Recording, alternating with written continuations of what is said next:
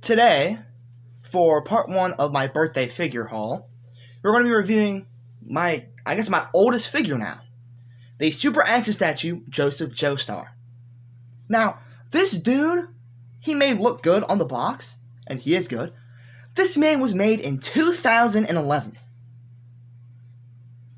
Crazy how we have changed, but yet this guy still looks so good.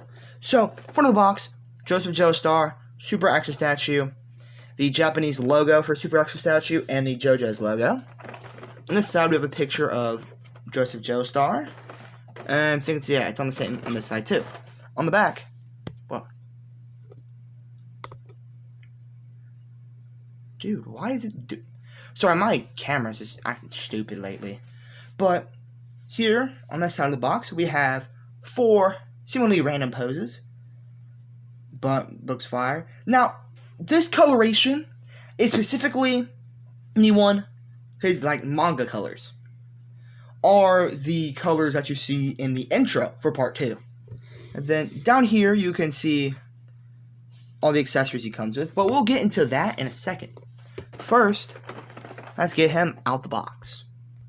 Out of the box, this dude goes crazy in terms of detail.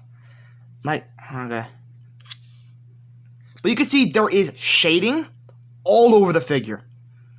His face is highly detailed, and there's even blemishes in the jeans to make it look more realistic.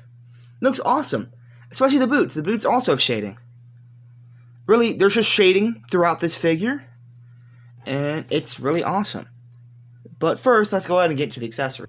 So, for hands, he comes with fisted hands, karate chop hands, which is specifically for when he's using his hamon.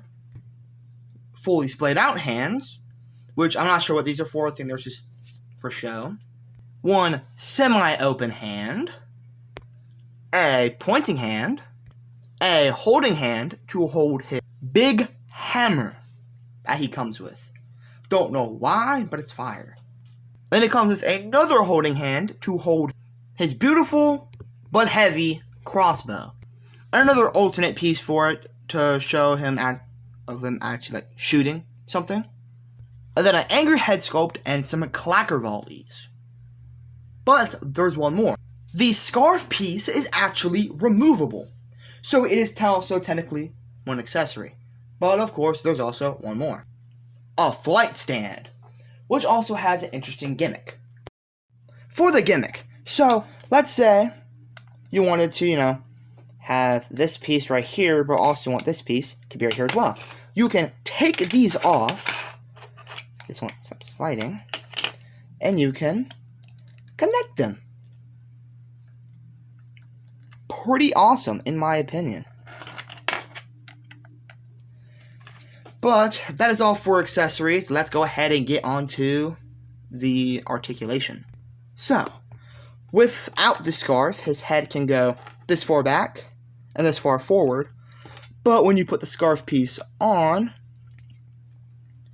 his head can still go the same amount of range back and the same amount forward. It's with the normal face where his head can't really go that far back anymore. But, so his arms can only go this far up. But now the butterfly joints are interesting. So, with it, he can cross his arms, and then backwards can do this. Which, for a simple version of a butterfly joint, it is still quite good. And then upper diaphragm can go this far forward and this far back. I'm going to go all around. But then combined with this bottom joint, go this far forward, but this far back. And then that also moves all around. There are no drop down legs, but his legs can still kick up this far forward, this far back. There is swivel right here. It's much more renowned on this one, since I haven't used this one that much. But then his legs bend, and can slightly rotate here as well. And then there is ankle pivot and toe hinge. But be careful with the toe hinge, since it's They're a little smaller and a tiny bit more fragile than other ones. But now back up to the arms. So, swivel right here, even more swivel right here, since of its double jointedness, where it is a literal double joint, the double ball joint, and it's really helpful. And it looks kind of not entirely seamless, but it still looks appealing to the eye. And then there is also hand peg movement. And that is all for the articulation. So I guess we will go into size comparisons. Here he is next to the S.A.S Figure Arts Legendary Super Saiyan Goku. As you can see, this man, he's not entirely 1/12 scale, but you could still make him fit.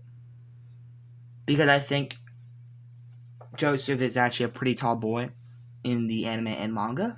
Here he is next to the McFarlane Toys Ichigo. And as you can see, Joseph is not really fit for 1/10 scale, aka what McFarlane Toys does.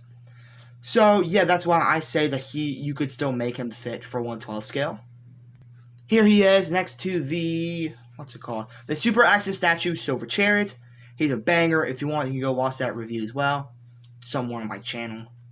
And finally, here he is next to the Marvel Legends X-Men Colors Deadpool. Now, in conclusion, what I said to get this guy, I got him for around $70 on Plaza Japan. Technically it was $50, but plus shipping it would come out to around $70. And this guy's good. He comes with a whole bunch of stuff. It's just I wish that he would have at least came with one more head sculpt. But other than that, this guy's perfect. He is the definitive Joseph Joestar figure, and probably the only one out there too. Well, other than the Figure Arts one. But if you don't want to buy the Figure Arts one, or you can't wait, this guy will perfectly fit as well. Because he comes with a whole bunch of stuff. Another thing that would have made this guy a million times better, see if he came with a Hamon piece. Since, he is a Hamon user after all, so why wouldn't he come with one? But the thing is, I've noticed that not that many, I don't think there's any figures that came with a Hamon piece, so. But yeah, that's all for today's review. If you enjoyed, please like and subscribe. Trying to hit 1K by the end of the year. And yeah, I'll see you on the next one.